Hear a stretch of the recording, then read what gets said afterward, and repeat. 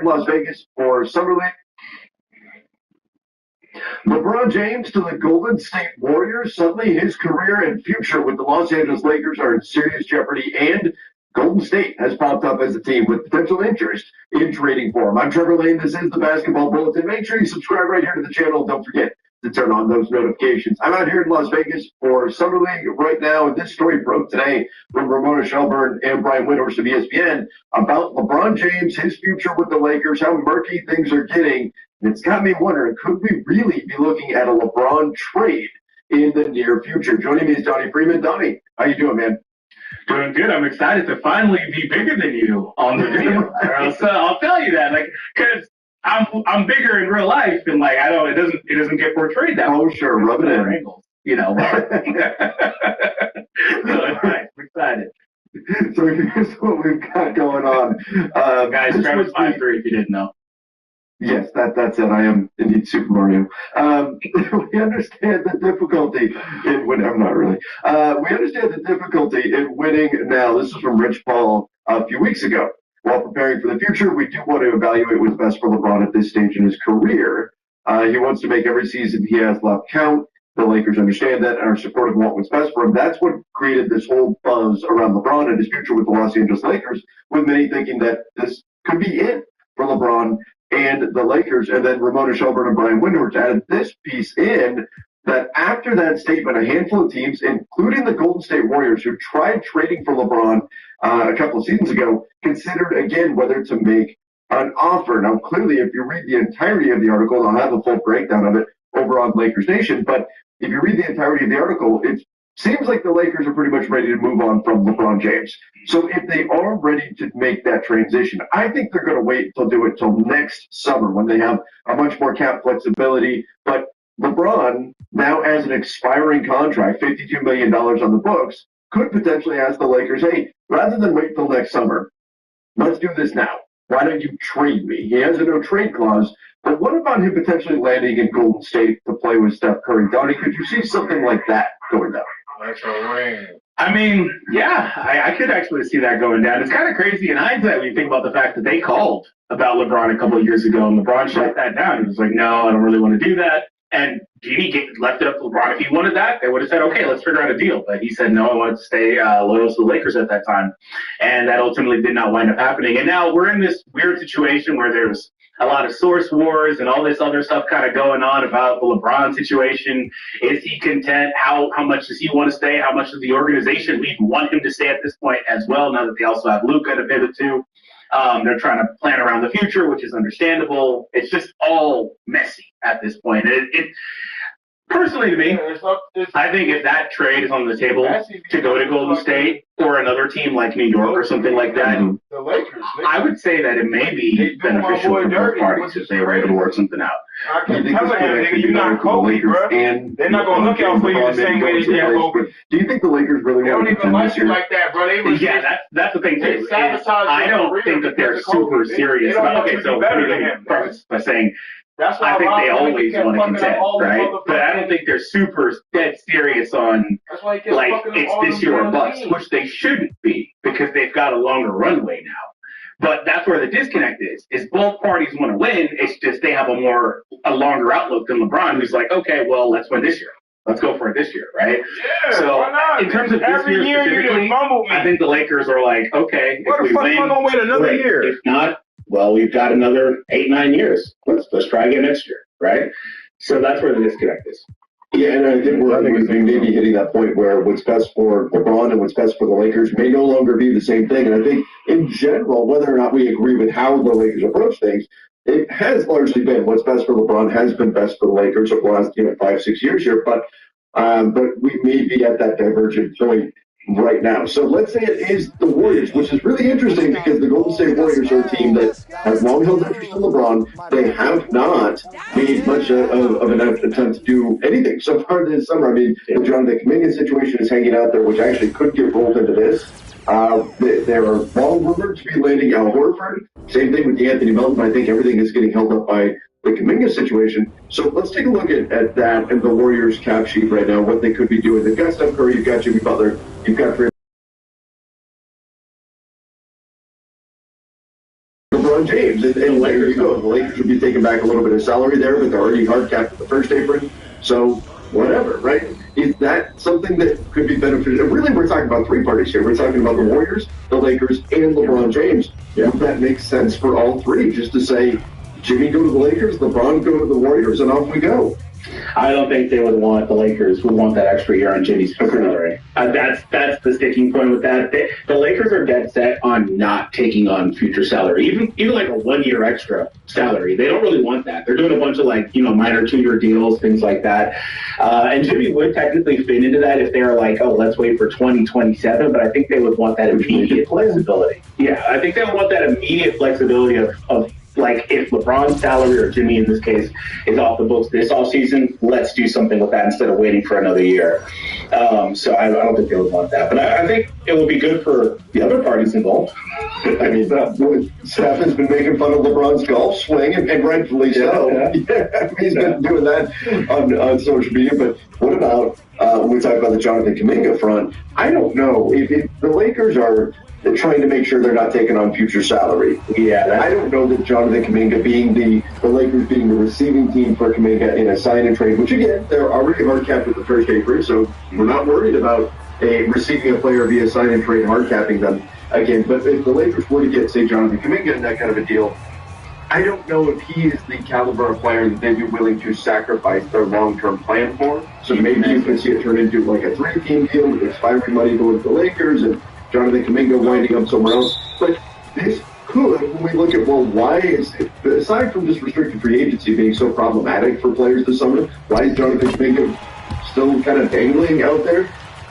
Maybe it's for opportunities, potential opportunities like this popping up where the Warriors say, you know what, we need some extra outgoing salary. We want to put LeBron with Jimmy, with Draymond, with Steph, and then really go, what if we are going to give Jonathan Kuminga the $30 million that he wants, and then we build a deal off of that? That becomes interesting. But I guess first, do you agree with me that Kuminga with the Lakers, long-term with Luka, maybe a little bit dicey?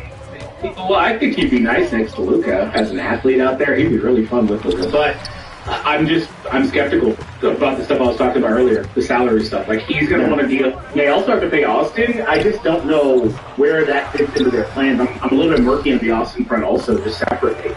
So if Austin's going to get $30 million, it's hard to then also have another player making like $30 million. Yeah, I don't know. Like, that's where things are murky, right? Like, because I think Austin, especially after that Herb Jones deal the other day where they were on similar contracts, like, I think Austin really is going to want the bag. And he's going to get a contract here. He may be trying to get 35 plus. And I don't know if even, like, again, separately from this, the Lakers would love to extend Austin at that number either. So that's where it's just murky. So if you're going to add Kuminga to that mix as well, I think it's a bit much. But like I said earlier, I would like for LeBron to maybe make his way somewhere. I just don't know if that place is Golden State because of the history, because of the online fans, because of the way it could be perceived, the way KD was perceived for going there. Maybe it's also better if you're LeBron, you got 1 year, maybe 2 max, you go to the Eastern Conference. Like, there's a lot of different factors aside from just matching salary that I think you can play into this.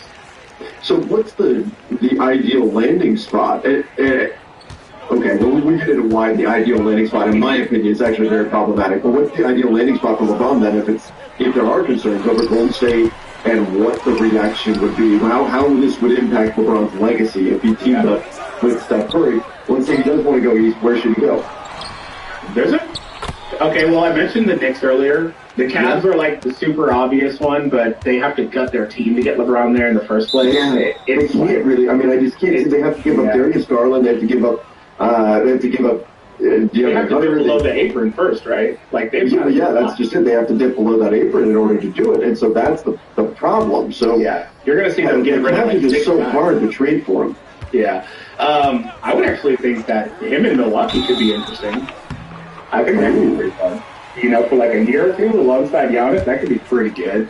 Like, you could really go him in a few different destinations. You could go down the list and say, like, him on a team like Orlando. He doesn't match their timeline, but if they all of a sudden said, hey, let's try to win it this year, that could be really good too. Remember, LeBron has a no trade clause. Does he waive that to get to Orlando? I think he's heard enough Mickey Mouse rings. He never No. That was just an example. Even though I would like it. But that was just an example in the point that I think that he could go to a number of teams and you could make something happen there. Orlando, the Lakers would probably love to trade with them. They'd be like, sure, back Franz or but Milwaukee, I think makes a lot.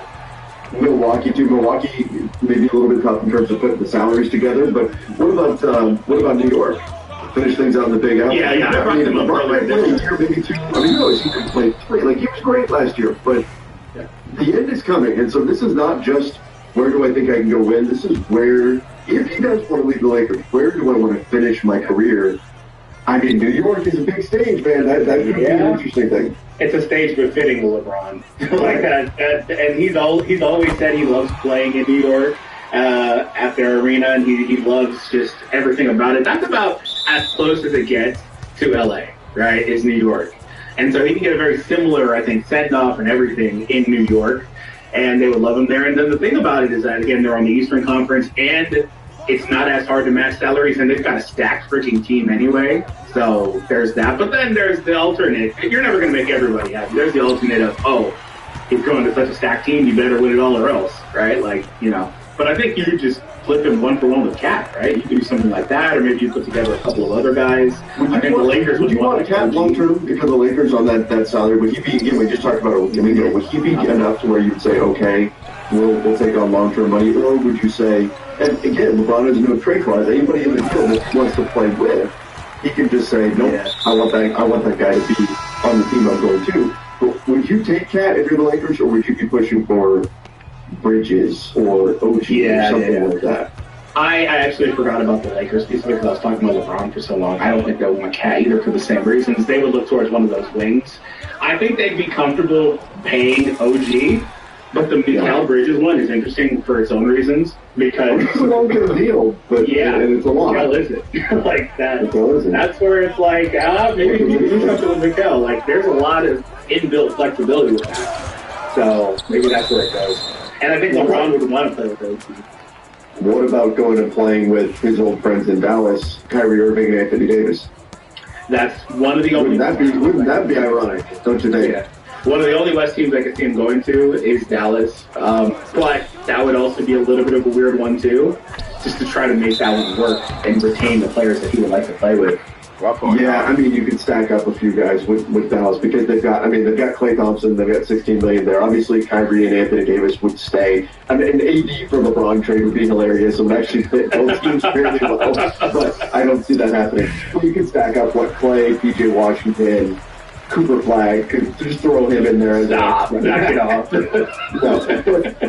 like a Caleb Martin, Najee, they've got some teams you can stack up with people that have got to go. Now the Lakers have a full roster, so it gets a little tricky when we get into roster spots and everything. But that's an interesting landing spot, at least if he does decide to go west. But I agree, ultimately, like if you're LeBron and you think I want one more shot to win a championship, go east, man. It's wide open. Go to an Eastern Conference team if you can find a way to do that. Yeah, I think New York makes a lot of sense in that case because Cleveland is just so hard to get back to Cleveland. And there's the only other team that he has any history with is Miami, and I think they're off the table too. So, ultimately, do you think LeBron feels slighted enough by the Lakers and a clear pivot towards being a Luka-centric organization and saying, hey, LeBron, thank you, but we've got a new guy now and we're going to focus on him. Do you think he feels slighted enough to actually say, I want out? Clearly he's not happy with the way things have been going. Clearly he understands it, but he's not super happy about it. Do you think he feels slighted enough to say, trade me? I think that he feels like, and this is me and my thoughts, right? I'm not to put it in words of snow, but I think he thinks that it's okay for them to prioritize Luka. He bought into it. He played second fiddle to Luka, let Luka handle the ball, play Luka's game, all that stuff, and he just fit in around that. But I also think he feels like they should prioritize him as well.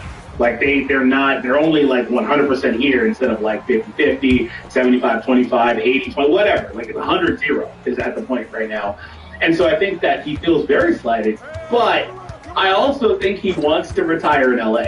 Like, so that's where it's also at. And so that's where the disconnect is with that because he wants to stay, but they don't want to keep him long term. And I can understand not wanting to give a 42, 43-year-old player, you know, $50, $60 million at that point, whatever it is, for the long term, and having that flexibility, you know, locked up. So I don't know that he wants out. I think he wants to retire in LA, and I think at 41 years old, you'd be hard-pressed to move your family and all that stuff, and maybe he just plays separately from his family, which I don't think he wants to do either. Yeah. I don't know. I don't think that he would ask out ultimately. I think we're going to get to a point in the offseason where it's time to start ramping up, and he's going to start acting like nothing ever happened and just ramp up and get to work. Yep. Yeah, I agree. That's probably where this winds up, but you never know. I think teams are going to come calling and maybe test the Lakers on this whole situation with LeBron James, and there could be something that benefits, like we said, all three parties. Not just the Lakers here, but LeBron, obviously. That's going to be the important piece with that no trade clause, and as well as the team that could be getting him. So a lot of stuff could still be going on this summer around the NBA, which is the big picture way of saying make sure you subscribe right here to the Basketball Bulletin. We appreciate all the support that we've received here on the channel. Hit that subscribe button, turn on those notifications as well. Until next time, everybody, see ya, and stay safe.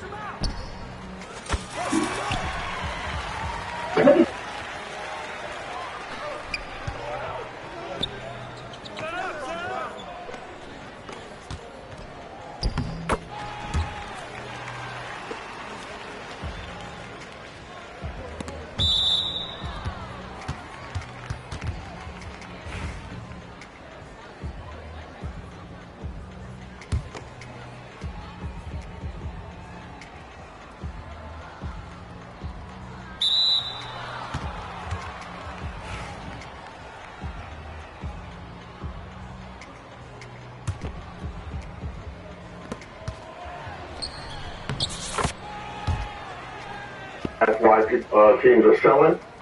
Is it? I mean, it's wild to see what 7-8 days into free agency now that he hasn't even gotten the offer sheet from them. That's selling because how am I supposed to make, like, imagine being an owner. Imagine buying a team and you're okay. Let's just go OKC, okay? Those players are kind of yours, right? You developed them. You drafted those guys. Now there's a rule in where I can't even pay my own guys, right? I don't mind paying $300, and then going over the luxury tax, whatever it is. I don't want to be charged fucking for going over the luxury tax on a team that is mine. Right? You know what I mean? So unless, like, if you want to penalize someone, if you penalize people who are trying to super team, cool. Mm-hmm. But people who are developed, those guys been in there 3-4 years, and they're paying it because of the success. They're homegrown. You can't put them in the same luxury tax. Yeah. Because then, why do I want my fucking team if I can never keep it?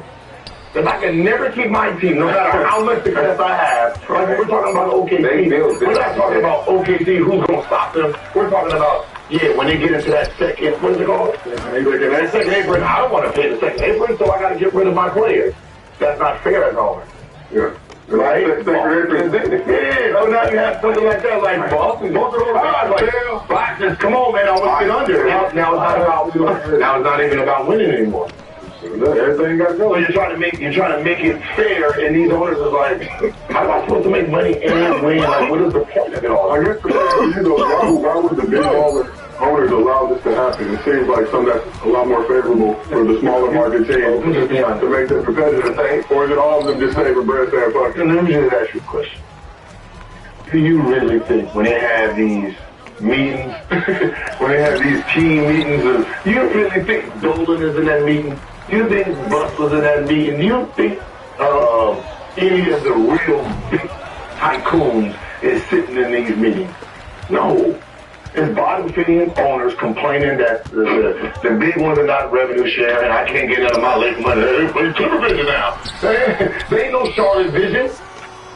That's just regular. There ain't no Hawks vision around this bitch. So they're mad that they can't share this money, and the big one's like, man, look, who are you down there? Like, you know what I mean? There's really different worlds. You got big money, little money, and little money is trying to make it even. And the more you make it even, it kind of tells the big money, like, all right, man, if this is the type of league y'all running, I'd rather sell the cash out. And why don't the big money just pump little money? And call some broke boys and say, that's what a luxury tax is. So the big money can't do that. Yeah, that's why there's this luxury tax. So big money can't do this. They invite every player, and little ones can't if there was no cap, if there was no luxury tax, what do you think he does? He gonna get that man. Do it for Olympics. Oh God. NBA team. Get nice off in Manhattan Beach. He just buy. You can only pay him $150. I pay him $300. What are you gonna do? You can't afford it. Come on.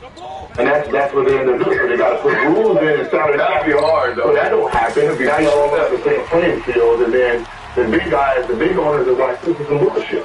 Like I can't even keep my own players. So was it the way that messed it up? It's Miami. When KD came to the Warriors, like, damn, he knew. No, it's even, every lockout is owners that can't agree to terms, and then it's like, all right, we'll take it from the players. That's how lockouts are. It's them meeting, and then they're like, I'm not sharing my revenue money with you. Take it from the players. That's how it goes. And they out in the open with breaking people down. They done tried to build like a mile down and doing so that. So when you see like a finals, like a small market teams, it's like them trying to reward. Hey, you come on, neither here nor there. But during the finals, we did some of the lowest numbers of the season on just represented by $100. Immediately when the finals ended, numbers went back up. Not saying, y'all don't reason why. That was bad. Y'all killed the small market, but y'all weren't watching.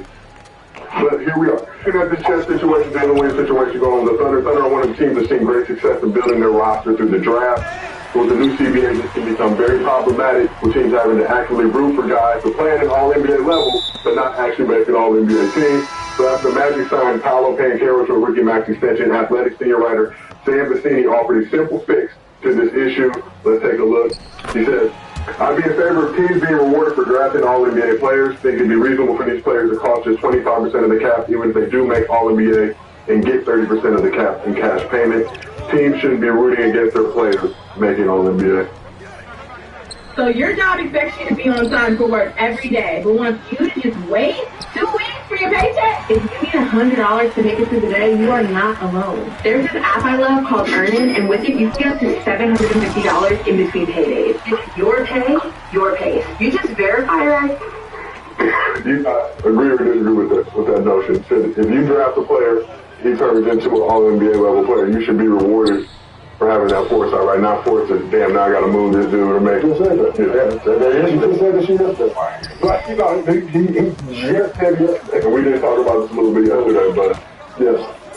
But there's why there are many households. People didn't watch it, but look, you just said the same shit yesterday. Like, you shouldn't be penalized for you drafted well and your team becoming something, and now you can't retain your assets because you got this luxury tax and the first apron and second apron, this tax and this penalty, and just doesn't do something teams. So now teams don't sell because I can't. We're seeing the stuff that got hired as a result. I've got to pay Tatum, Jalen Brown. I won a championship. I got these two guys. I go get Drew Holiday. I got Porzingis. I got to pay Pritchard. I got to pay White. But I can't do that shit now because it's all these fucking penalties now. But in Oklahoma City case, I drafted these guys.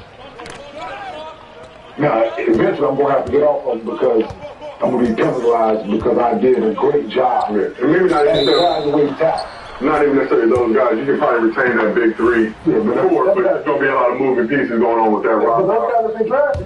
They've drafted well over the last 6 years, right? They've done their job in the front office, but they're going to be penalized because they evaluated this talent, right? They all NBA players like this one. They evaluated this talent. They went out and did their job. They spent time, energy, resources to evaluate these guys, and they picked them. But eventually I'm going to get off of them. Yeah, so I think about like somebody like the Spurs, right? You drafted Wemby, right? You drafted Castle. You drafted Dillon. At some point, let's just say they're all doing exactly what they're supposed to do. You come in exactly first round lottery picks, and they win championships. This new CBA makes them make a decision on getting rid of one or two of them. That's not fair, right? It's like what is the point of me owning this team? Is my scouts, the people I pay, is finding the right pieces to make us successful. Now, because of this CBA to make everything fair, I get penalized on my own talent. That's for women. That's what it is. Being successful, right? Get penalized for being successful. Men, how crazy does that sound? Right. Somebody's legacy on championships is going to be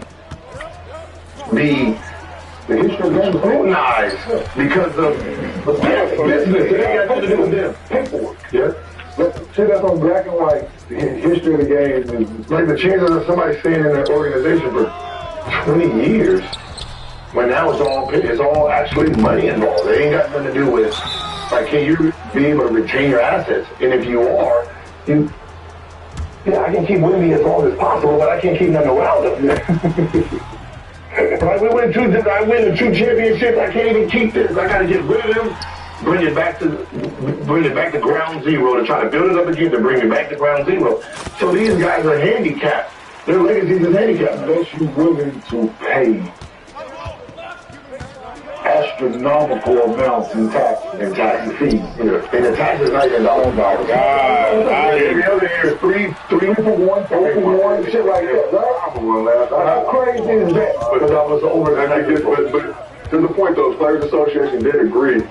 Yeah, they did. So they did. So that's what the weird shit was. And like Draymond had a big spread about it because they agreed to all the dumb shit that they weren't supposed to agree to. And they went along with it right after that. They put that shit in right after that. Draymond had he disagreed. Yeah, he disagreed. But he said it's basically taking away from the lore and the love that used to be free agency, right? It used to be this big grand spectacle, all these guys getting bread, all these deals. We haven't really seen that. Oh, because you don't get it. Like, you got it. How many players you got right now asking for $30 million? Oh no, but go to a lot, right? 2012, 2013, it was 9 dudes averaging 20 plus. It's 44. There's 44 guys averaging 20 plus now. So them 44 average for 30 plus. Yeah, them 44, right? Them 44 guys like 45 people right now asking for 30. I'm gonna just say this, hey man, listen, there's 4 of y'all asking for the same money. The first one that walk in there and say, hey, listen, I'll take $20 million a year. You about to have a good summer. That's my guy. You about to have a good summer. Them other 3, they're gonna have to sign 1-year deals and try to be free agents again next year. They run through the same situation, go back to the same people. Somebody about to get fucked. Like, 3 of y'all gonna be mad as shit. I'm gonna just say that because they not paying. There's money around that. The market value is gone. Old saying, bird in the hand is worth more than 2 in the bush. Yep. You asking for 30, like there's 3 of y'all, 4 of y'all asking for $30 million, and obviously y'all haven't signed yet. Yeah, and basically those guys at that top tier, if you look up at the chest, SGA, those type of guys, they're gonna get that big bread. It's kind of those guys in the middle who used to get that bread that are not getting pushed to sign this 1 year 10, 1 year. Nah, middleman, I always think about 2 for 20 with an option. Hey, what's wrong with you, man? Michael Beasley, man, tell Nick I said boo. Michael Beasley is all these together. He's saying, kids, y'all think he said boo. You said boo. What's wrong with you? Michael Beasley, FaceTime into the show. But tell Nick Young he said boo. So, I don't know. Want to keep your hairline where it is? Through Hims.com, you can explore a range of treatments that work best for you, so you can grow thicker and fuller hair in just 3 to 6 months. Get ahead now to keep the hair you love. Get started today at Hims.com.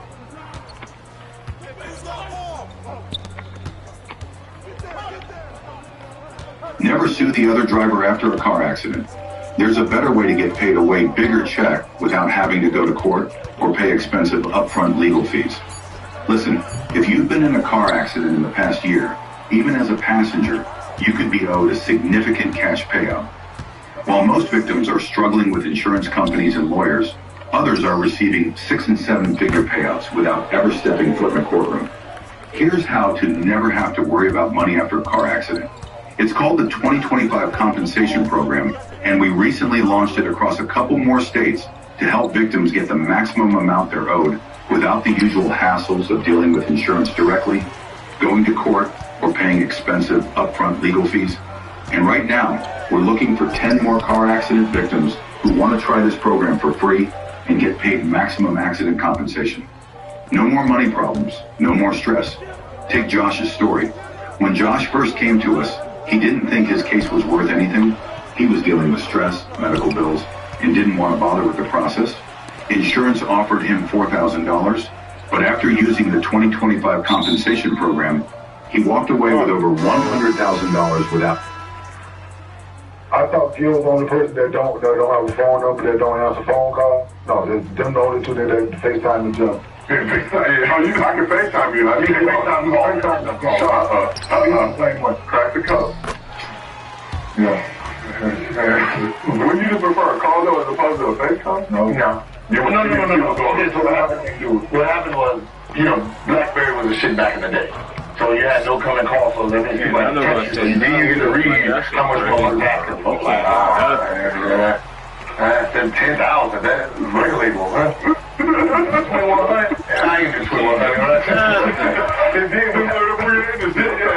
So then what happened is iPhone kicked in, and I got an iPhone, and then the kids FaceTime. I'm like, look at that. And then that's how you realize that didn't have nothing to do with the singular service. So.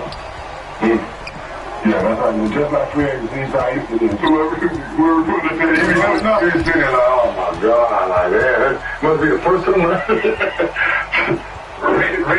Rated more activity towards the end of the month, around like the 20th, 22nd. Would it spike around the 28th of the month? The first part. Alright, you get me. First 4 days. So you be sitting there like, first 4 days. Yeah, they know about it. It's like, hey, these niggas on a group chat. Yes, sir. With the bill over it, just paying the check. And we sending it out to them today. you've been taking turns. You go first this month. This month, we got this next month. So you be sitting there like, yeah, like it'd be cool that one person be like, yeah, can I get 23 million? Like, what do you got? Ding, like, did that just add up to 15,000? That just added up to 15,000 and 4K. Because he said, yeah, kaboom, you better answer That's a free throw, bro. You better hurry up.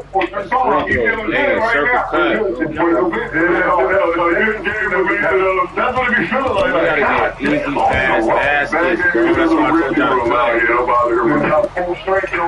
Oh, man. You come out have 54. Oh, shit, good time to ask me.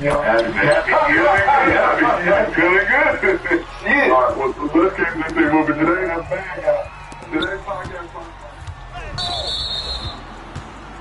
10 out of 10 friends say you have to go to that wing place, and that pizza shop, and that noodle spot, which you have time for.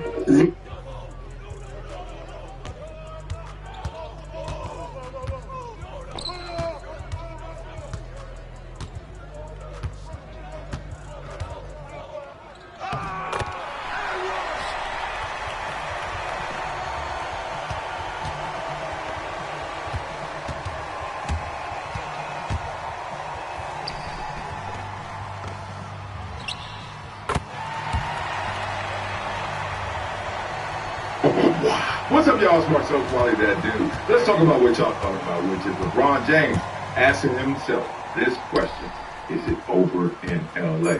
The problem is the question is being answered aloud by Shelburne, Brian Windhorst, Rob Parker, Kelly Washington. Everybody in the basketball community is chiming in on this conversation. We're going to take a deeper dive into it. On from LeBron James and how he has to deal with it, and talk about that athlete ego and how it affects you in moments like this. So deep dive is going to happen, but before we do all that, make sure to support this channel, subscribe to it, make sure you go to projecttransition.org and just leave the email. Be a volunteer, be a part of our global giving community. If you want to do more, donate. If you want to do the most and have the greatest impact. Where you going? Because I'm about to go out there, motherfucker, while I'm playing shit. Camps, you can become a gym member. Thought you were slick out this motherfucker like Diddy. CC and Bonding, huh? Book autograph, CC and Bonding. Playing card, and you'll get invited to you ass, nigga. And fuck this up. Amazing prizes as well. Now, let's dive into this, man. This is, man, all good things come to an end. All great things as well, as LeBron James, at worst, is the second best player ever to play basketball. Well, here's the signs. All signs point to the Lakers wanting to move on from LeBron James by the spring of 2026, per Ramona Sherburne and Brian Windhorst. Quote, the Lakers had already made their statement in not offering James a contract beyond this season. It was abundantly clear that the 21-time All-Stars, 21-time, goddamn, as the face of the Lakers had, for the first time, a planned end date, even if James's record-setting NBA career did not yet. Now catch that? Basically, they're saying, look, you ain't got to go home, but you got to get the hell out of here, right? You ain't got to retire, but no longer a Laker. Whether the 25-26 season is to be James's final season in the NBA is up to him. But if he wanted the kind of Hollywood ending that only the Lakers can give legends of the game, the release date was set. Spring 2026. Luka in, LeBron out. Damn. Man, wait till I talk to y'all about the athlete ego. It's gangster. But LeBron James, they talking. I hope you're listening. The Lakers are spot on. They are spot on. This is not, you can't live in the past when it comes to sport. You know, you fall in love with people or everything. The Lakers did it with Kobe. Mistake. You can say whatever you, the last 5, 6 years with Kobe, mistake. Oh, Too much money, enough, nobody wanted to play with it. You remember what it was? They couldn't make the playoff. It was not good because they wanted to take care of Kobe and be loyal and all that kind of stuff. And you got to be careful with that. In this case, the Lakers have done everything. LeBron's going to be 41. Like, seriously. You got a 25-year-old star that you traded for, right? That's what you have to center around the team. The team was just sold. Yeah, the craziest thing is everyone could be listening to this saying, duh, but then emotions get involved. Just like our conversation. Some things are just so obvious, but then it's a duh, and then you have to respond to that emotionally.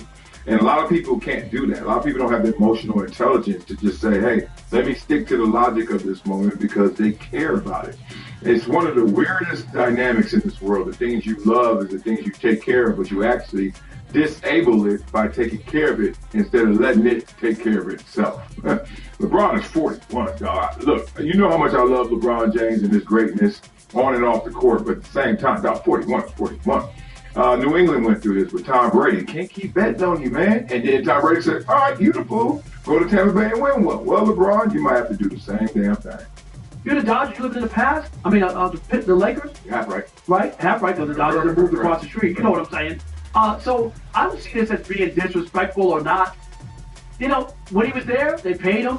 They gave him an extension before. You know, they've done everything. He wanted more players, and when they got him AD. Traded all the young players, right, to go get AD for him. That worked out. They won a championship. They get Luka for him. Okay, wow. You know what I mean? But you can't string this along.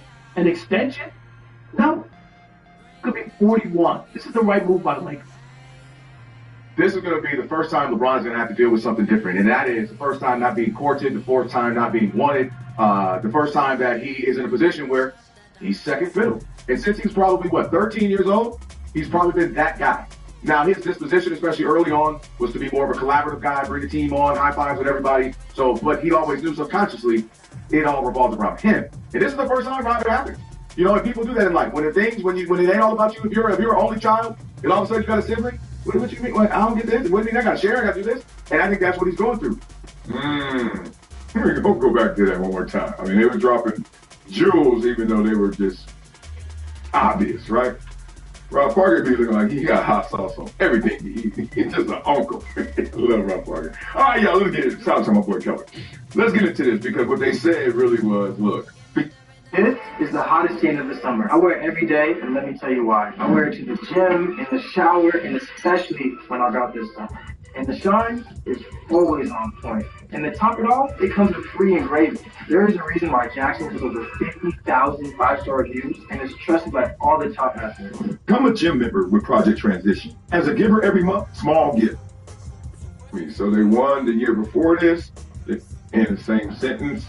But at the same time, you got to do it because if you really want to go here, hey, let's talk about my second brain gave me a comprehensive look of Kobe's last year, and what had happened was 2009, we know what happened. They won the finals. 2010, 11, they won the. They lost in the Western semis. So they won the year before this. They won this year. Then they lost in the Western semis. Lost in the semis. You see, we're going backwards because now we lost in the first round. Let's look at these injuries. 2010, 2011. Sprained left ankle, knee procedure. All right. Then the next year, shin injury. We're losing in the semis.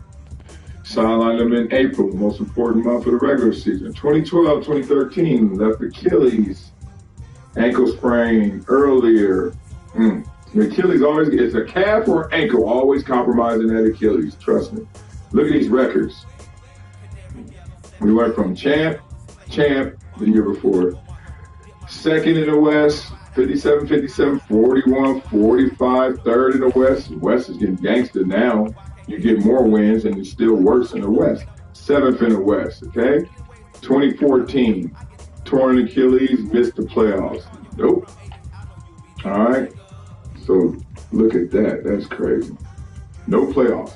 Then 2015, general soreness, knee just bothering him. 21 wins. Golly. This is when I was covering the Lakers. So all y'all say I'm a Kobe hater. I started working there 2010, 2011, right here. Look at it, right here. No championship. Even though, I ain't stupid. I know they won. But this is when I get the Lakers. Lost in the Western semis. Lost in the semis. Lost in the first round. No playoffs. No playoffs. His knee is sore. His Achilles is gone. No playoffs. Multiple injuries. Body in decline. Retired. Okay? Now, no playoffs. 17 wins. And he retires. 26 wins. 35. 37. No playoffs. No playoffs. Let's sign LeBron James. 2019 season, 2020. Dude's a beast. He took a 37-win team, no playoff team, to 52 wins and a championship. Any questions? Goat. No, stop. This is what I know, though. 2021 onward, we know it's a mixed bag of all that stuff. But point being, why LeBron James is being asked to retire, being asked to leave the Lakers, you see this? Right here, right now, this 2013 Kobe, to retire Kobe. 1, 2, 3, 4 seasons. And we ain't going through that again, which included a 2-year, $50 million deal at the time, which was a grip. Now these cats are making 50 in like 3/4 of the season. That ain't enough. Let me talk about it. So I talked about Kobe. The new ownership is pretty obvious. You get a new sheriff in town. They always want to put their fingerprint on a franchise some way, somehow. So it's pretty easy, pretty simple. We're going to be the new guard that gets rid of the old ways, which includes your old leader, LeBron James. LeBron's making it easy for him because he's 41. This is a birth certificate conversation. Simple as that. You know, if he was doing the same production at 25, look who got to move over. You know what I mean? So it is what it is. But let me talk about the ego because I teased that earlier. Because there's a couple things that always retires a player. Because if you notice, you can see a guy in retirement and be like, he can still play. People come up to me sometimes and say that. And even when I was 32, 33, when I did retire, I knew I could have still played. I was still getting phone calls. I still wasn't good enough shape, blah, blah. I wasn't that good to me. My best football was behind me, not in front of me. So I was like, I'm good. But most guys are thinking that way. Like some guys, obviously, they can't get another opportunity, so they have to retire. But I'm talking about the guys like a LeBron James who doesn't have to retire. And he's way more than me. But let me tell you about that ego that we all share. Because we've all, no matter who you are, if you made it to the league, oh, trust me, they were loving you somewhere. College, high school, somewhere you went, they were all in love with you. If you were from a small town and you made it to the league, you'll have a parade. And that could be a 7th round draft choice. It actually happened to me before in the Buffalo Bills. 7th rounder had a parade at his home. So point being, we all been stroked in terms of our egos. But the thing that retires us is either A, we can't imagine going forward and going through that process again. Like, damn, I can't do another camp dog. I can't go through another year of practices, Wednesday, Thursday, Friday. This is football or basketball. I can't do another year that travel 41 dates all the way from home. which means weeks and weeks away from home, months and months away from home if you add it up. No, I can't do it. Or whatever the process is. You get overwhelmed because in life, when you stop thinking about why you're doing something and you start thinking about what you need to do, that's called being overwhelmed. Think about it. Any goal, any dream you have, stop thinking about what and think about why. You'll get through it much easier. You go to class, you got to work out, you think about what you got to do in that class, that hour is going to be hell. But if you think about why you're there, so I can get lean, get the six-pack fat, you know what I'm saying, get in shape. My doctor said I need to do it. I got to get a better heart rate. You're fine. You'll get through it. So LeBron, like everybody else, is thinking about what they got to go through that process instead of why. And the thing is, the ego. It's not just the process, it's the ego. For me, it was simple. They weren't laughing at my jokes the same. Because you ain't the man.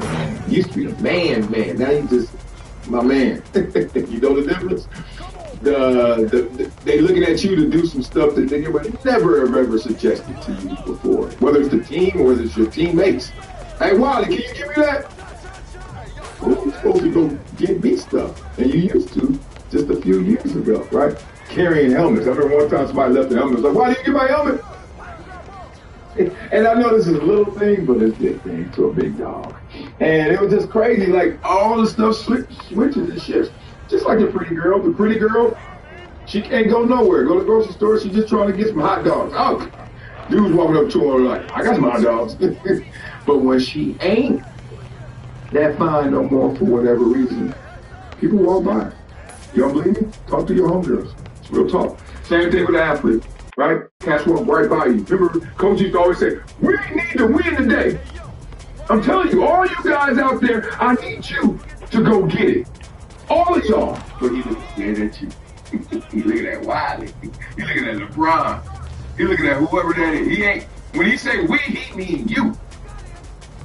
We're told by our physicians out there to be ourselves, also to stay away from some of the process stuff. That's a pretty good lesson to be learned for adults. It actually kind of gets me as a veterinarian as you see commercials by companies and they're showing you all these wonderful things going into the bag. The reality is that it's not. That's one of the major differences with a farmer's dog. It's not smoke and mirrors. It's real.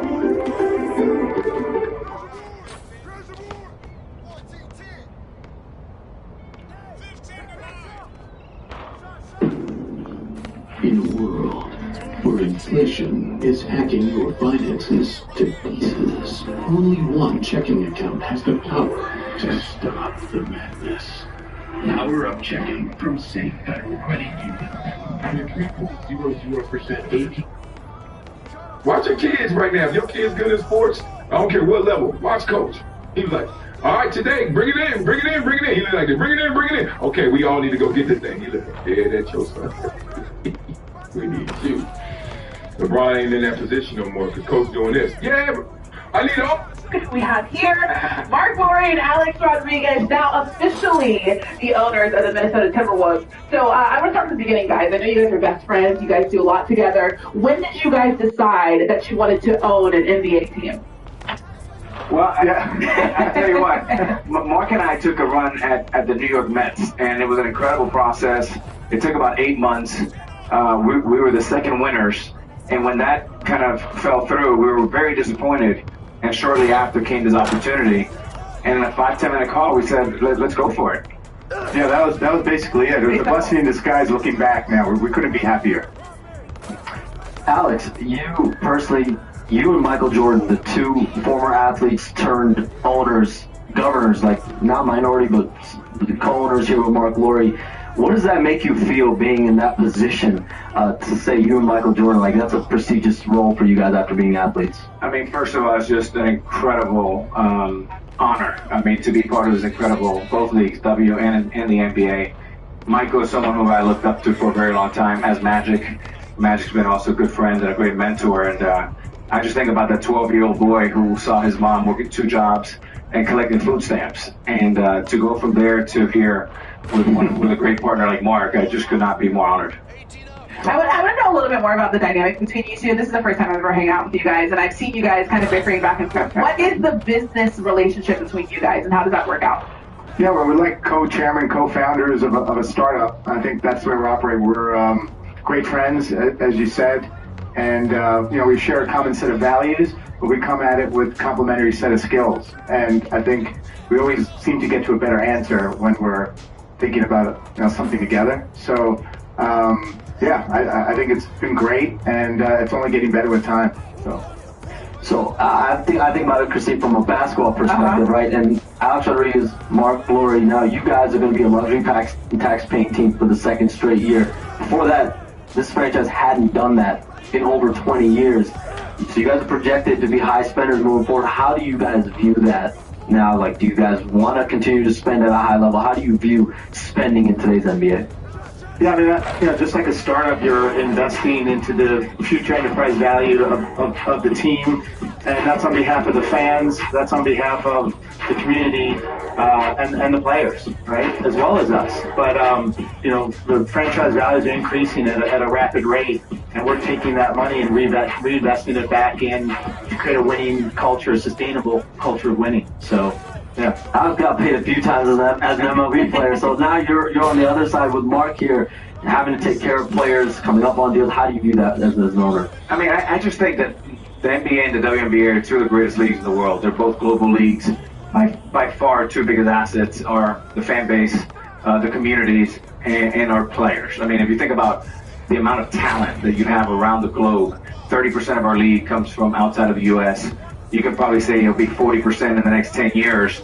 So I think we're in a great place. I think players are our partners, and the league is growing, and it's just really an exciting time. John, I like that you just mentioned how much money A-Rod made this time, because there's an article on .com right now that speculates that the first NBA player to make $1 million a game could be Anthony Edwards. When you think about that, what comes to mind? What do you think about? Well, I think that the sign of the game is very healthy. The revenues are growing. Obviously, we signed a new 11-year deal, media deal, which is very healthy. And look, without the players and without the fans, you have no league. So that's what's really exciting. I'm a player. I think player first all the time, most of the time, all the time.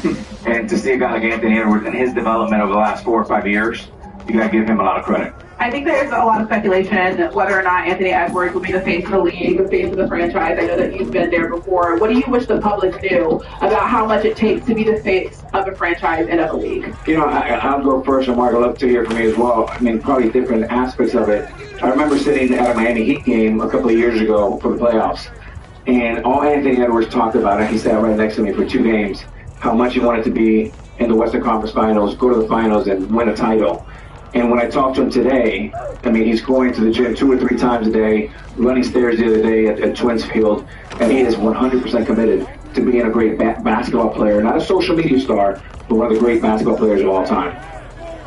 Yeah, I mean, as a startup founder, I've never been a professional athlete before, but I definitely respect his work ethic, and he's dialed in, and he really appreciates the game, and I think that's important. So you guys, when you guys started purchasing the team, there's multiple layers, right? Investing in the community, the players, building those dynamics back again with your fan base. Another thing also that I know has been in the works is a new arena plan at some point, whether it's in the 2030s or whatever. I know, Mark, you have a lot of great, bright ideas as a creative type. How do you guys envision that whole process, and you personally, Mark, with your mind? Yeah, no, I think treat it with a clean slate. Look at the best of what's been done everywhere else and see where there's room for improvement, to introduce technology to increase the fan experience, whether it be augmented reality or what have you. When we do it, we're going to do it right, and we're going to push to create the best arena and the best fan experience in all sports. If you're going to do it, you got to do it right. Is there anything innovative that you guys are planning to do when it comes to the fan experience specifically? Yeah, I mean, we just announced today that we signed a deal with Jump. So Alex and I helped co-found Next Gen Ticketing Exchange. That's very cool. That's fully integrated fan experience that I think is going to take it to another level. You're able to, just want to give you one little teaser, you're able to move from any seat to any other seat in the arena in real time during the game. So if somebody leaves fourth quarter, that seat frees up. Anybody in the arena could, in a reverse auction, move down to that seat. It could be $10, $5, whatever. So it's fully dynamic ticketing exchange, which should always keep seats full close to any sporting events. And so that's just one piece of it. There's a lot of tentacles to it. So they would have to auction. They would have to auction to get that seat. It just automatically happens. Oh, okay. Yeah. Like Uber. Okay. And Christine, this actually started a conversation Mark and I had probably 4 years ago.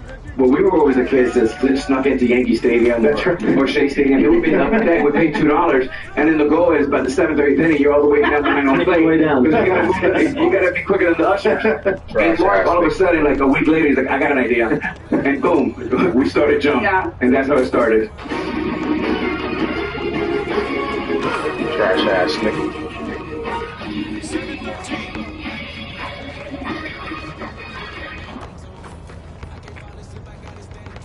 As a director of finance, I'm managing 15 and 20 contracts a month. With Acctivated, I can summarize long contracts and identify key terms instantly. AI Assistant helps me compare 2 different versions of the same document for key changes. It makes me feel very confident that nothing's missing and everything's accurate. With AI Assistant, we're able to focus on what really matters. Growing our business and finding new ways to reach soccer fans. Fuck is you reaching for? Boo ass nigga. Boo ass nigga. Fuck is you reaching for? Teaching for nigga. Teaching. Fuck is you reaching for? Menzel, nigga, you thought you had that shit? Fuck. You had that on Menzel.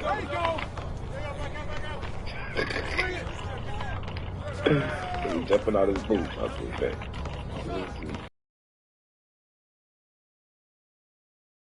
And that's cat. Me. Fuck on. Yeah. Thought you had something sweet, huh? Yeah, give me that shit right back. Yeah, look at. Oh shit. Nigga jumping out his shoes. What that? Oh my boy. Scary ass nigga. Scary ass. Look at him doing dumb shit now because he think he cool. Look at him. Stupid ass. Oh yeah. Oh yeah. Little ass nigga. You thought we sweet out here, nigga? Fuck what's wrong with you? Smacking shit out just so we got to the grocery store and playing no games. Nigga. Yeah, you better talk that shit on me. Damn, nigga. Fuck what's wrong with you? Straight lockup mode. Ain't no games. No game, but your boots ass. He's there, you know, your guard, shit, trash. Hey, look at him, man. Where you going? Where you going, nigga? Where you going?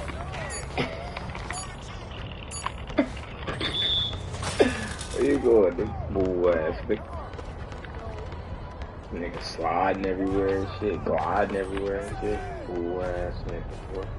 Wide open, look at him. Wide open. Shitty ass nigga.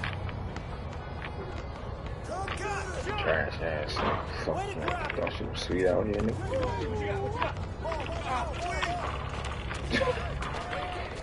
Lucky this nigga ass.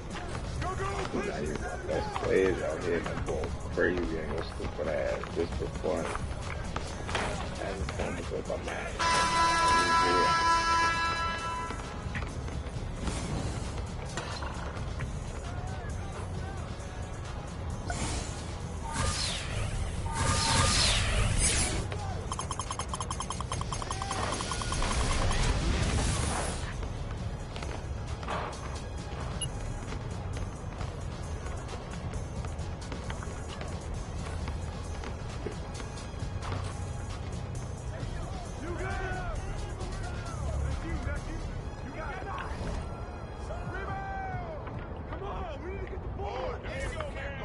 I'm about to say, how can you, like, bro, get this fucking mama out of here, bro?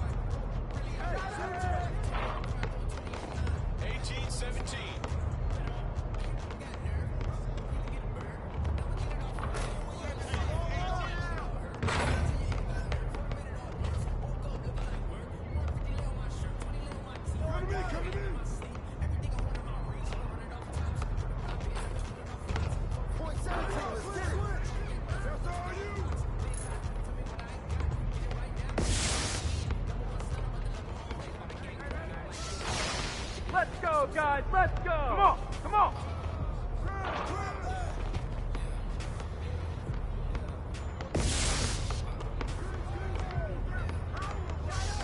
Yes, sir. Let's go. Woo! Come on.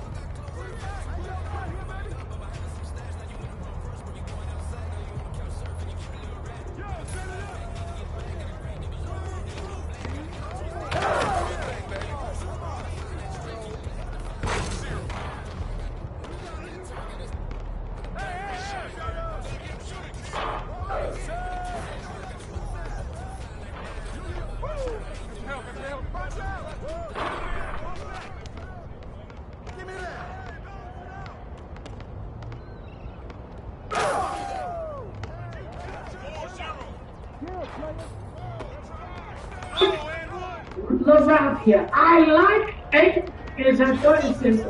But we need to see more as dog shit, motherfucker. Police Rock, bring him back to the Lakers. Bring him back to the Lakers. They Chuck Murray trade to the Lakers. There are multiple options out there to cut local rules, to address the roster, to improve the roster, to make it better. All I can say is fuck the Lakers if they blow the rest of Gold to LeBron's career. I have no doubt they sabotage his 19th to 22nd year. This organization is told you that already, nigga. They couldn't pick the I told you that already. You motherfuckers don't listen to me. 18 to qualify. These bitch ass niggas purposely fucked us up. I don't give a fuck about this Kansas alumni BS. Oh, LeBron dumbass. I have to go to LA because Kobe's town.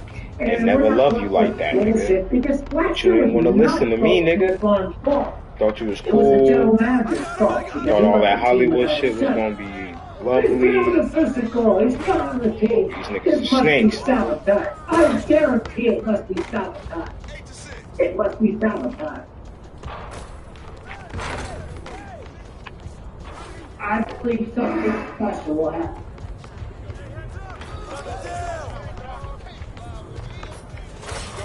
I believe something special will happen.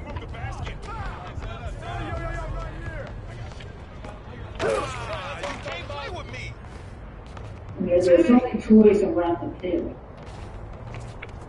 Is that Kobe is an Illuminati demon and this thing kind of worship is all bullshit? All these stupid ass motherfuckers that couldn't go to LeBron sacrifice Kobe. Is Kobe sacrificing his soul to the devil? So go to LeBron and stay at 4 rings and not the Lakers to take care of the business. All you little Kobe idolizing motherfuckers, you don't go to hell, motherfuckers, because Stanley fucking Johnson, motherfucker. Come on now. That was your best signing? 2021, this is sabotage. This is sabotage.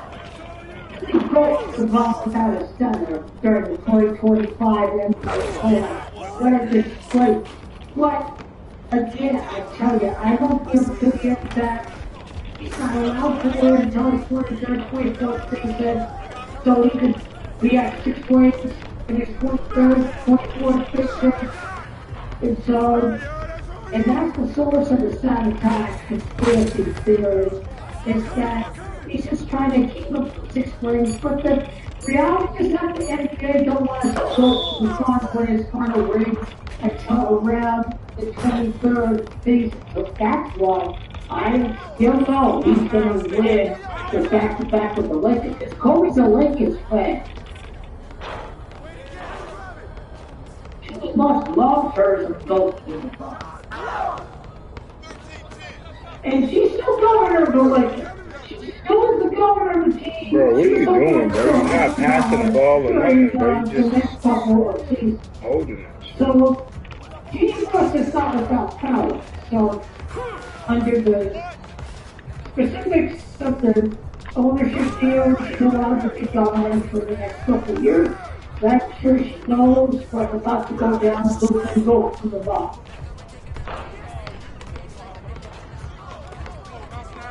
So, that's something to keep in mind about it.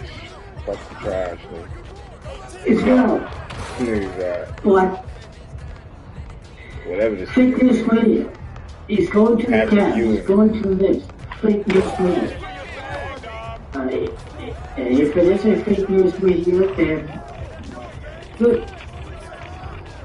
Because, we know niggas don't want to win. the media's lying about King LeBron James leaving the team. So the lying and fake news media, I think they are a joke.